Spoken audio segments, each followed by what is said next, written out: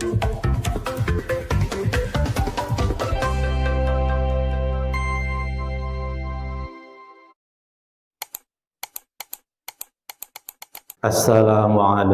warahmatullahi wabarakatuh. Bismillahi alhamdulillah wassalatu wassalamu ala rasulillah Sayyidina Muhammad ibn Abdillah wa ala alihi wa ashabihi wa mawala wa la hawla wa la quwwata illa billah. Faya ayyuhan nas usikum wa nafsi bi taqwallah faqad faza man ittaqa. Haitsu qala Allah azza wa jalla fi kitabihil karim wa huwa asdaqul qailin. A'udzu billahi minasy syaithanir rajim. Bismillahirrahmanirrahim. Ya ayyuhalladzina amanu taqullaha haqqa tuqatih wala tamutunna illa wa antum muslimun. A'udzu billahi minasy syaithanir rajim. Bismillahirrahmanirrahim. Subhanaka la ilma lana illa ma 'allamtana innaka antal alimul hakim. Alhamdulillah, segala puji bagi Allah yang telah melimpahkan nikmatnya, karunia-Nya, rahmat-Nya pada kita semua sehingga kita dimudahkan oleh Allah dalam rangka beribadah pada Allah, melaksanakan kewajiban-kewajiban kita pada Allah Subhanahu wa taala. Hadirin jamaah yang dirahmati Allah Subhanahu wa taala, hendaklah kita selalu memohon pada Allah untuk istiqomah, sehingga dengan istiqomah kita menjadi orang-orang yang husnul khatimah. Sering saya melihat dari YouTube atau di mana ada kiai, ada ustadz yang meninggal dalam keadaan luar biasa. Ada yang meninggal ketika sedang khutbah Jum'ah. Baru baca Alhamdulillah, sudah Allah cabut nyawanya. Gampang sekali. Itu min alamati husnul khatimah. Itu tanda-tanda bahwasanya beliau mendapatkan husnul khatimah. Beliau meninggal di hari yang luar biasa, Sayyidul Ayyam, yaitu hari Jumat. Meninggal pada hari Jumat di hari yang terbaik. Beliau meninggal di tempat yang paling dicintai Allah. Apa itu masjid Allah? Ketika beliau meninggal di tempat yang paling terbaik di dalam masjid Allah, yaitu di mimbar. Di mana ketika di mimbar ada yang bicara, maka yang lainnya tidak boleh bicara. Ketika yang lain bicara, maka faqad lagha, maka sungguh sia-sia Jumatannya. Nah, ketika muraqi berdiri dan menyampaikan ansitu, ya, maka diamlah. Bahkan jamaah Jumat yang ketika menegur saja sebelahnya karena berisik, faqad lagha, sungguh Jumatannya tidak sah. Maka beliau meninggal di tempat yang luar biasa baik, yaitu mimbar husnul khatimah. Ada yang meninggal ketika mimpin tahlil, ada yang meninggal ketika sujud. Kita semua berharap seperti itu, meninggalnya dalam keadaan husnul khatimah. Dalam keadaan di mana kita sedang beribadah pada Allah Subhanahu wa taala. Maka jangan sampai kita merasa lelah, merasa capek. Karena Allah Subhanahu wa taala menciptakan ribuan malaikat. Berapa? Jutaan, miliaran. Tapi yang wajib kita ketahui hanya ada berapa, adik-adik? 10. Itu malaikat jenderal-jenderalnya ada 10. Tapi sungguhnya Allah menciptakan lebih daripada triliunan malaikat. Karena di Baitul Ma'mur itu ada, setiap saat ada 70.000 malaikat yang bertawaf di Baitul Ma'mur. Ketika selesai malaikat hilang. Datang lagi 70.000 lagi. Maka banyak sekali. Dan ada malaikat yang Allah tugaskan di atas muka bumi ini, yatahafuna, mereka berkeliling di muka bumi ini nyari apa? Nyari di mana jamaah-jamaah pada ngumpul zikiran, pada ngumpul pengajian. Itu malaikat datang nyari mana ada manusia-manusia, orang-orang yang berkumpul di majelis taklim di masjid, di mana yang sedang berzikir menyebutkan asma Allah, yang sedang bertaklim. Maka malaikat datang semua ngumpul di situ sampai menembus langit, ngumpul mayungi. Maka ketika lagi kita dalam ngaji taklim itu bawaannya, ketika kita di majlis zikir, entah al-hikmah, entah majlis zikir apa, bawaannya apa Pak? Adem, ngantuk. Bukan gerah, bukan panas, bawaannya adem, ngantuk. Karena apa? Malaikat naungi semua di situ. Pada turun, naungin semua. Sampai akhirnya selesai, malaikat melapor ke atas. Ya Allah, saya menemukan hamba-hambamu sedang berzikir kepada Engkau. Apa firman Allah? Ya malaikat, apakah mereka melihat saya? Mengetahui saya? Tidak ya Allah. Mereka semua nggak melihat Engkau ya Allah. Bagaimana kalau mereka melihat saya? Maka sungguh mereka akan lebih rajin lagi, lebih giat lagi untuk berzikir kepada Engkau ya Allah.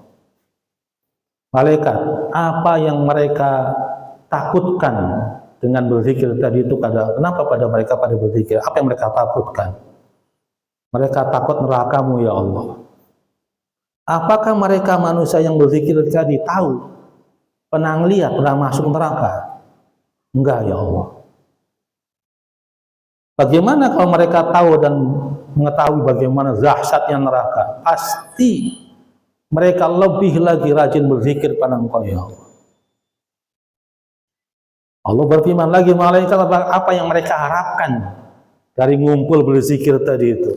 Ngumpul ngaji taklim, ngeriung, bukan gaplean ya, bukan ngerumpi, bukan, tapi majlis zikir, mensucikan nama Allah, bertahlil, bertahmid, bertakbir. Apa yang mereka harapkan? Mereka mengharapkan surgamu ya Allah.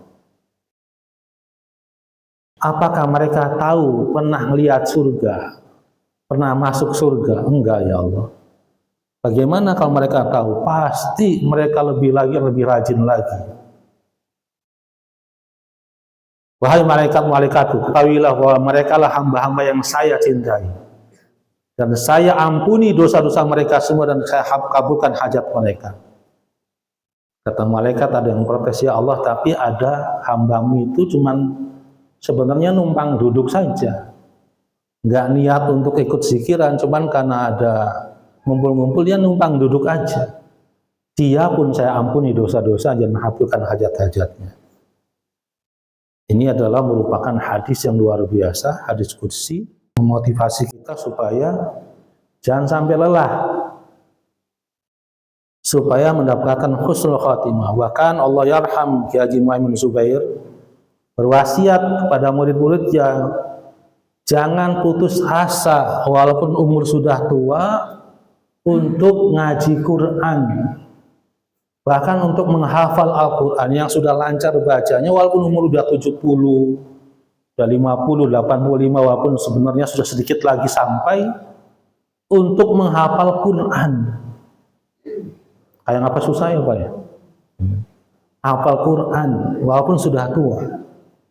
Apa rahasianya? Supaya ketika Allah pundut nyawanya, sedang berusaha untuk menghafal Quran. Jadi mendapat husnul khatimah. Lagi ngaji Quran supaya tajwidnya benar walaupun umurnya sudah tidak muda lagi. Itu ikhtiar kita supaya husnul khatimah. Maka bareng-bareng ayo jamaah yang sudah rajin, yang sudah bacanya sudah lancar, paling tidak kita punya hafalan Al-Quran, diniatkan untuk menghafal Quran, ya, paling minimal tabarok saja. Hafal tabarok saja Al-Mulk udah. Minimal itu. sebagai bekal nanti ketika yaumul qiyamah atau di alam kubur ketika mau digandian malaikat itu. Gus Baham menjelaskan si Tabarok tadi protes sama Allah. Ya Allah, ngapain hamba saya, hambamu dipukul malaikat ini kenapa? Apa fungsi saya sebagai Tabarok yang sudah ia hafal? Maka menjadi penolak siksa kuburnya nanti. Maka itulah husnul khatimah ini kita upayakan. Walaupun sudah tua, semangat untuk menghafal Quran, walaupun kayak apa susahnya. Dan masih muda, masih kecil-kecil ini luar biasa. Otaknya masih fresh. Dan saya juga terpacu. Artinya apa ya Allah, saya dulu pernah hafal. Maka supaya tetap hafal, diulang lagi. Tujuannya tadi, karena Rasulullah bersabda, al-mar'u yamutu ala ma syaa. Manusia itu Allah akan wafatkan, orang itu akan Allah matikan dengan kondisi apa yang dia senangi, apa yang dia sukai. Maka jangan sampai salah kita menyukai sesuatu yang tidak ada manfaatnya. Suka dangdutan, suka talingan, gak apa-apa, tapi jangan sampai menjadi hal kayaknya kalau nggak dengerin dangdutan atau talingan tuh hidupnya hampa, waduh repot udah. Wal'iyadzubillah.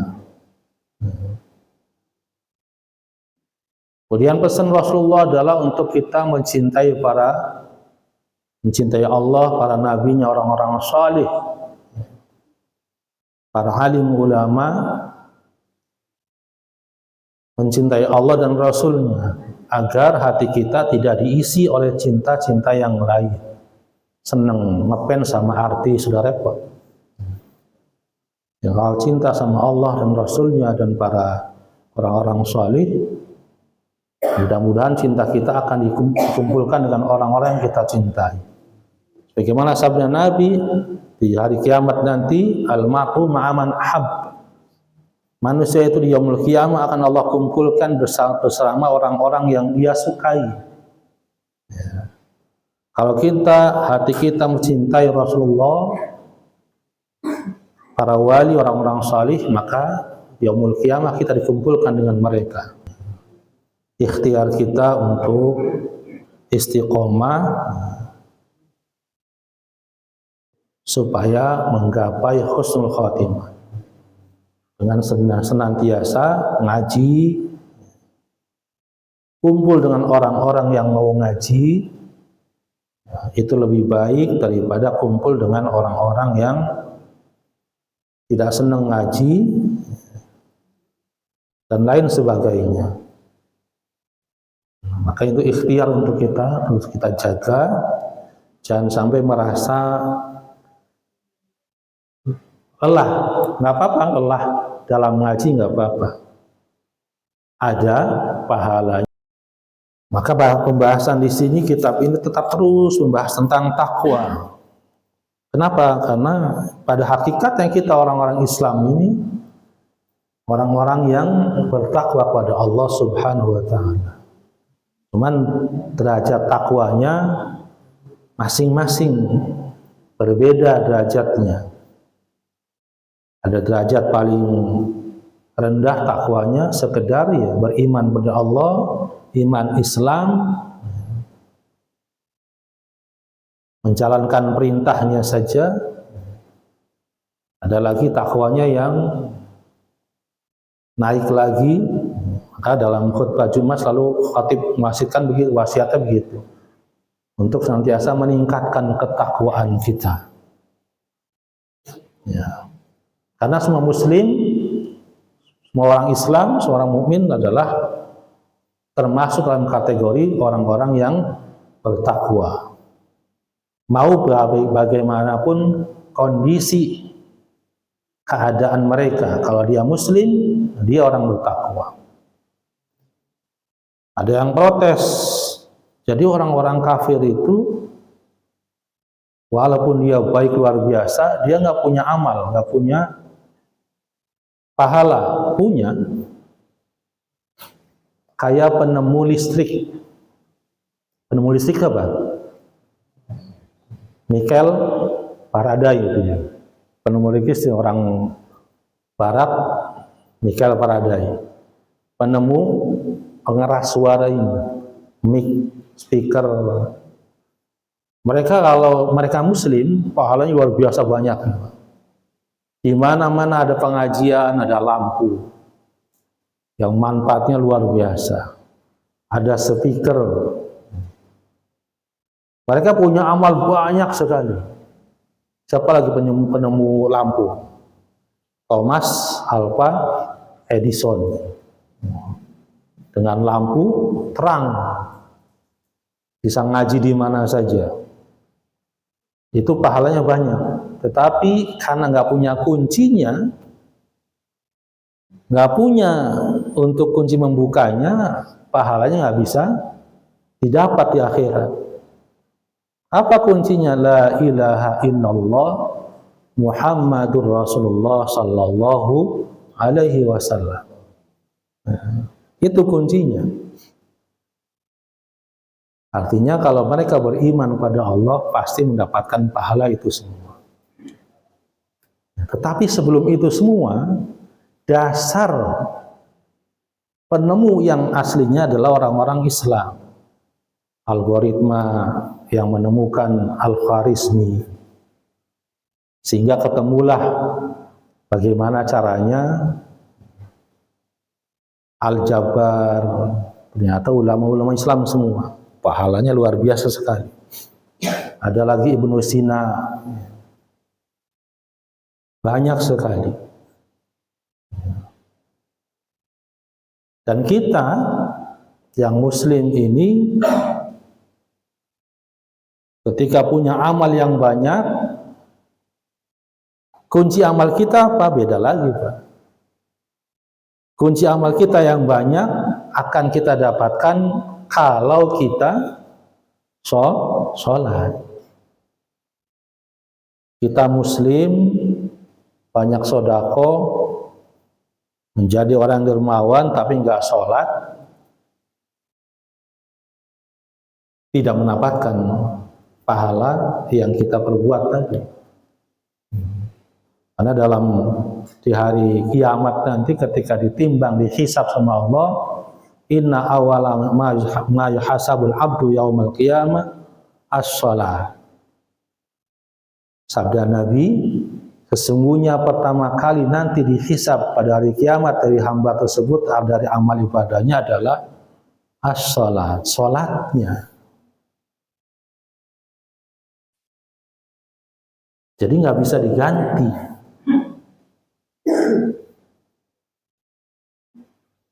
Ya, bagaimana kalau nggak sholat? Ya nggak dapat. Istidraj yang luar biasa menghinakan adalah apa istidraj itu?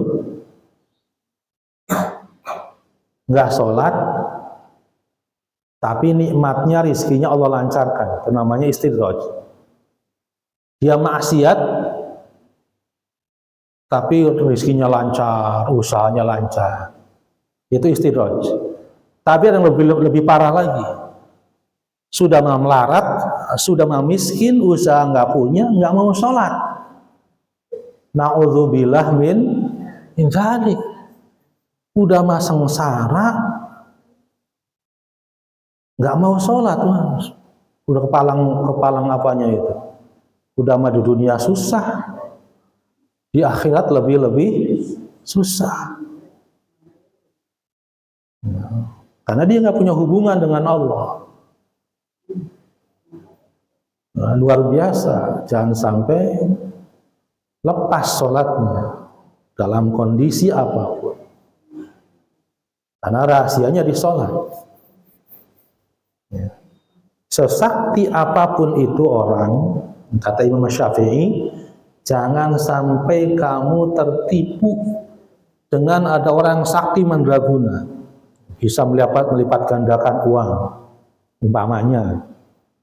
Bisa ngobatin orang sakit kayak apa sakitnya. Bisa terbang, bisa berjalan di atas air. Jangan tertipu, lihat dulu bagaimana syariatnya. Bagaimana dia sholat apa enggak? Kalau enggak sholat terus setan udah. Ilmunya dajjal, anak buahnya iblis. Kayak apa saktinya juga. Enggak sholat. Bapak Ibu pernah nganter berobat orang sakit di terapi alternatif enggak? Saya pernah nganter Allah yarham ibu mertua saya di terapi pertama di Cicayur. Waktu sakit gagal ginjal, nggak mau dicuci darah. Saya perhatikan dulu ininya.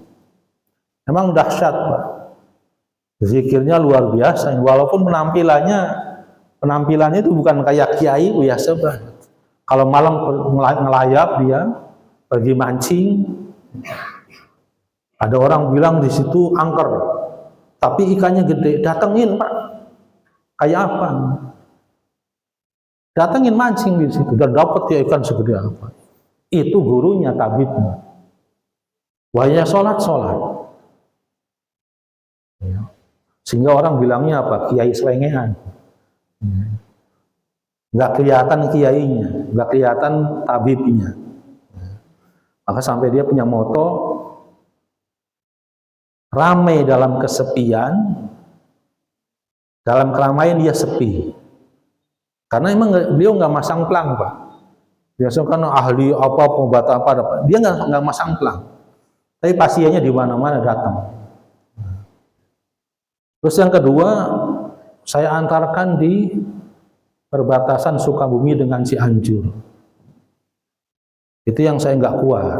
Sebelasannya pesantren apa, pasiennya banyak, saya ikut masuk. Ada yang punya apa, benjolan di sini, gitu ya. Punya apa, jam 8, jam 9 beliau buka prakteknya. Pasien banyak ngantri, saya masuk, ngantar Allah yarham ibu mertua saya. Pasien pertama di sini, Pak, berbenjolan, nggak tahu apa. Sampai saya nggak kuat, jangan baca bismillah aja dibelek, Pak, dibelek. Nggak operasi, nggak apa, dikeluarin, bismillah lagi, rapat lagi. Kata saya, ini orang puasanya berapa tahun? Zikirnya apa yang dibaca? Maka luar biasa tuh.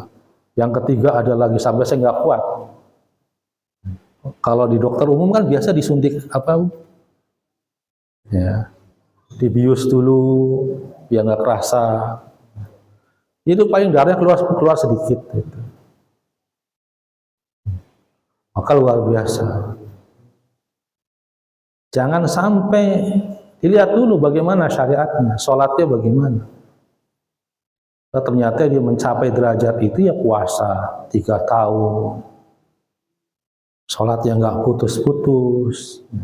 Karena banyak orang yang mencapai derajat itu sholatnya enggak, puasanya enggak. Lalu dari mana dia ilmunya? Ya sudah, sebagaimana Imam Syafi'i bilang begitu. Kalau sholat enggak apa enggak ya sudah. Dari setan ya apalagi. Dari setan sudah. Nah, kuncinya sholatnya bagaimana sholatnya. Mau kayak apa enggak khusyuk. Allah enggak merintahkan kita sholat supaya khusyuk enggak. Sholat aja sudah merupakan bukti kita tunduk sama Allah Subhanahu wa ta'ala. Sebagai bukti kita ini menghamba Allah. Satu-satunya perintah Allah yang Allah perintahkan pada Nabi dan umatnya Muhammad SAW, ketika Allah perintahkan puasa, cukup malaikat Jibril turun bawa ayatnya.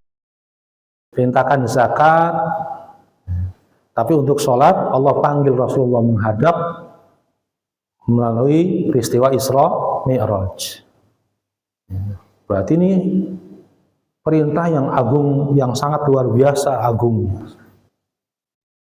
Dan tugas kita di alam semesta ini adalah sholat, Pak. Kerja yang lain itu hanya sebagai untuk mengisi kekosongan waktu kita dari zuhur sampai asar, dari subuh sampai zuhur, ada kerjaan yang lain. Aslinya adalah kita diperintahkan untuk sholat. Itu yang utama. Jangan sampai gara-gara kerjaan yang remeh, sholatnya jadi nomor 2. A'udzubillahi minasyaitonirrajim. Bismillahirrahmanirrahim. Itu hadis-hadis untuk memotivasi kita supaya tetap istiqomah. Ada satu lagi hadis yang luar biasa lagi dari Rasulullah.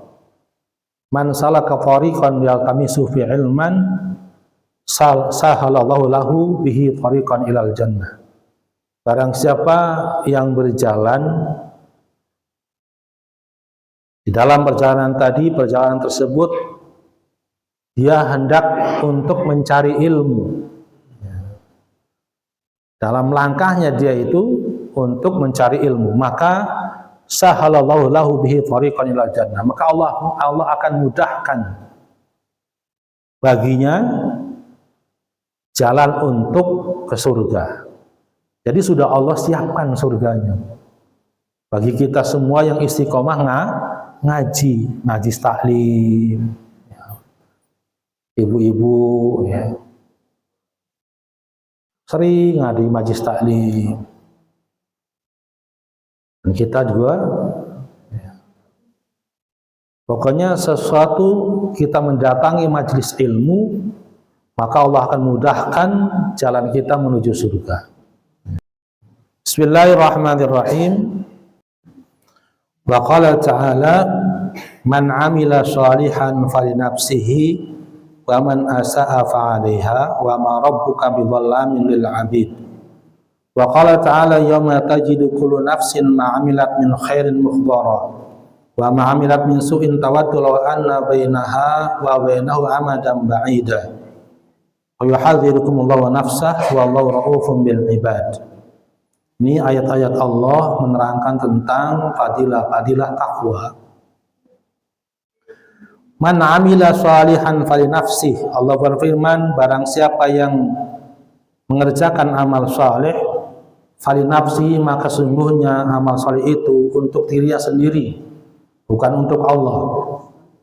Wa man asa'a fa'alaiha, dan barang siapa yang berbuat buruk fa'alaiha, maka untuk dirinya sendiri. Ama rabbuka bidhallamin lil 'abid, dan tidaklah Allah Tuhanmu bidhallamin lil 'abid, berbuat zalim terhadap hambanya. Wa qala ta'ala, dan Allah berfirman, yauma tajidu kullu nafsin ma 'amilat min khairin muhdhara.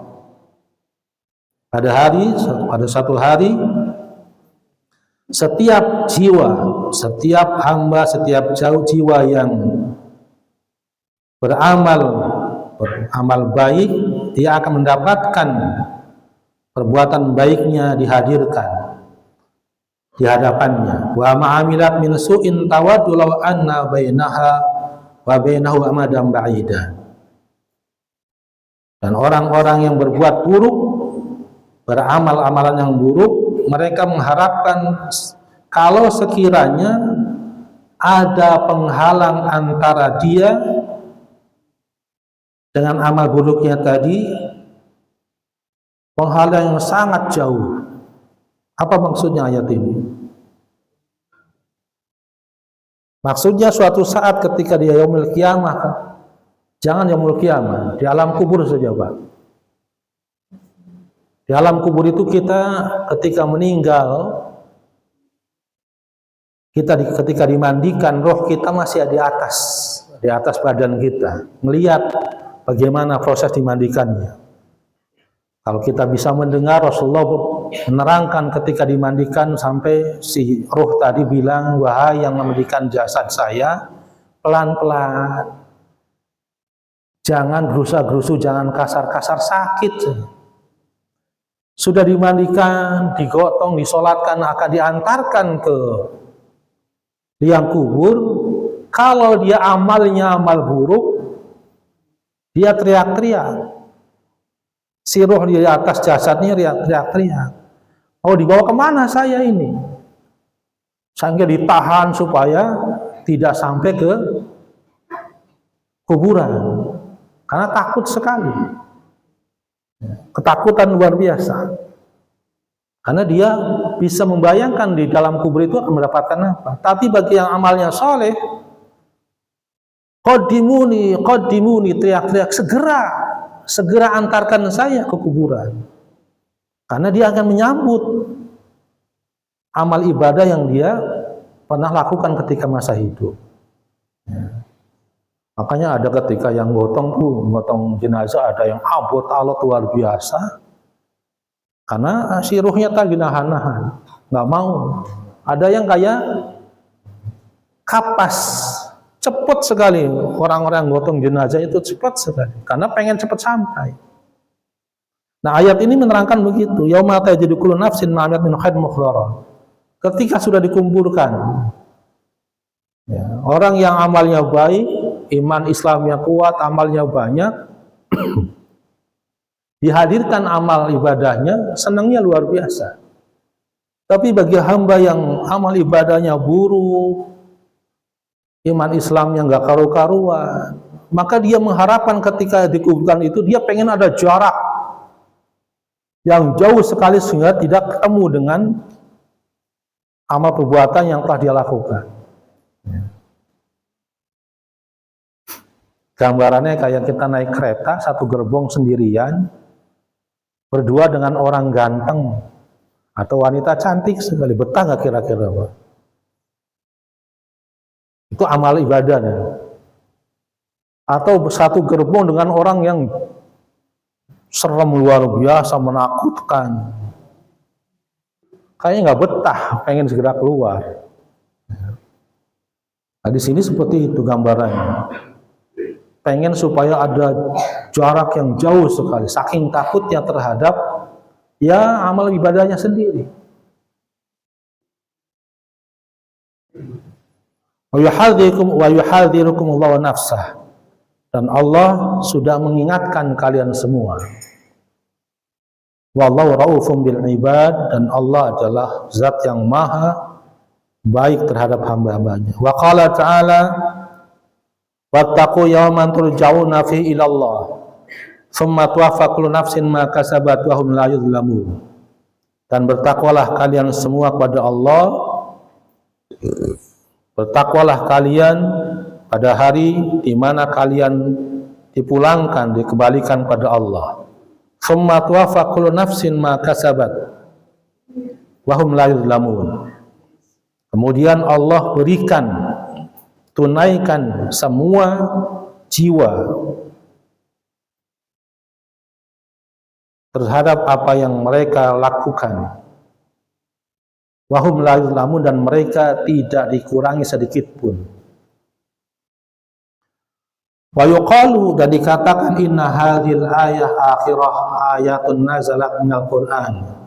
Sungguhnya ayat-ayat itu adalah ayat-ayat terakhir yang turun kepada Rasulullah dari Al-Qur'an. Wa qala Rasulullah sallallahu alaihi wasallam, dan Rasulullah SAW bersabda, inna ruhal kudusi nafathat fi rawati.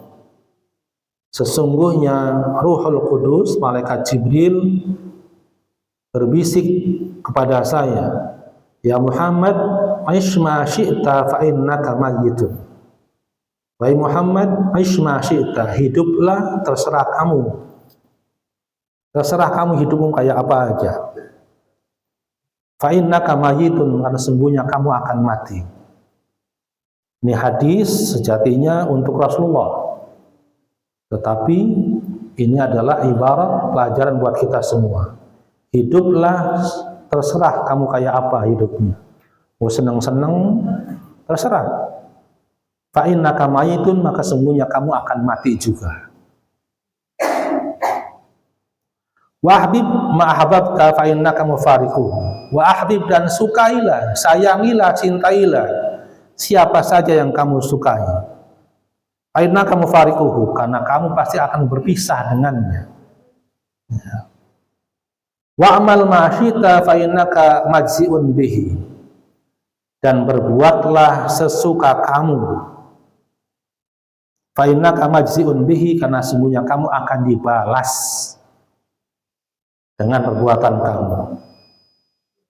Maka ini hadis menjadi pelajaran untuk kita Jangan sembarangan hidup itu, karena akan mati juga.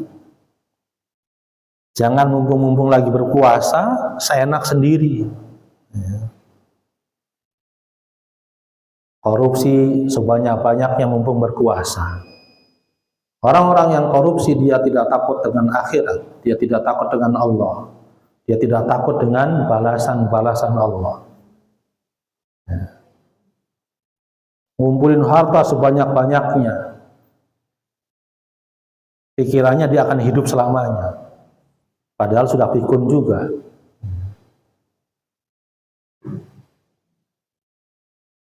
Wa'mal ma syi'ta fa innaka majzi'un bihi, dan berbuatlah sesuka kamu karena kamu akan dibalas. Wa qala alaihi salam, Rasulullah bersabda, al birru la yubla, kebaikan itu tidak akan membosankan. Wa dzambu la yunsa, dan dosa itu tidak akan dilupakan. Dosa itu pasti akan dibalas oleh Allah. Wad-dayanu la yufna, dan Allah zat yang maha kuasa, la yufna, tidak akan punah. Allah maha kekal. Maksudnya apa? Rasul menyampaikan kebaikan itu tidak akan Allah hilangkan, dan dosa itu tidak akan Allah lupakan.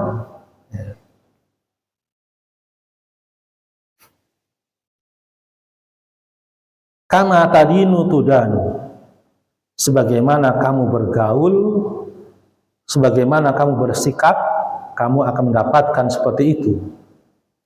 Kamu berbuat baik, maka akan mendapatkan kebaikan. Kamu berbuat jahat, maka kamu akan mendapatkan kejahatan. Biar kata disembunyikan kayak apa juga.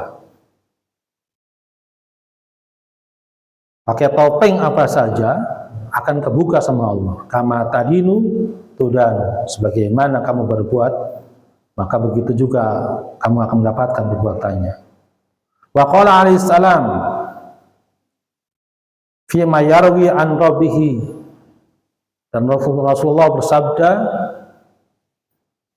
yang diriwayatkan dari Tuhannya, ini hadis qudsi, ya ibadi innama hiya amalukum uhsiha lakum thumma uwafikum iyyaha faman wajada khairan falyahmadillaha faman wajada ghaira dzalika fala yalumanna illa nafsahu. Allah berfirman, wahai hamba-hambaku, innama hiya amalukum, sungguhnya itu semua adalah amal ibadah kamu, uhsiha lakum, saya mencatatnya untuk kamu. Faman wajada khairan falyahmadillaha, barang siapa yang mendapatkan kebaikan dari amal ibadahnya, falyahmadillaha, maka hendaklah dia bersyukur pada Allah. Faman wajada ghaira dzalika fala yalumanna illa nafsahu, dan barang siapa yang mendapatkan selain kebaikan, mendapatkan keburukan, fala yalumanna illa nafsahu, maka jangan salahkan siapa-siapa kecuali salahkan dirinya. Wallahu a'lam bishawab. Allahumma anfa'na bima 'allamtana wa 'allimna ma yanfa'una warzuqna uluman tanfa'una. Allahumma bihaqqil Fatiha wa sirril Fatiha anta yaslana arzaqana wa tusahhila umurana bi rahmatika ya arhamar rahimin. Walhamdulillahi rabbil alamin. Kita akhiri dengan membaca kifat majlis. Subhanakallahumma bihamdika asyhadu an la ilaha illa anta astaghfiruka wa atubu ilaik. Wassalamualaikum warahmatullahi wabarakatuh.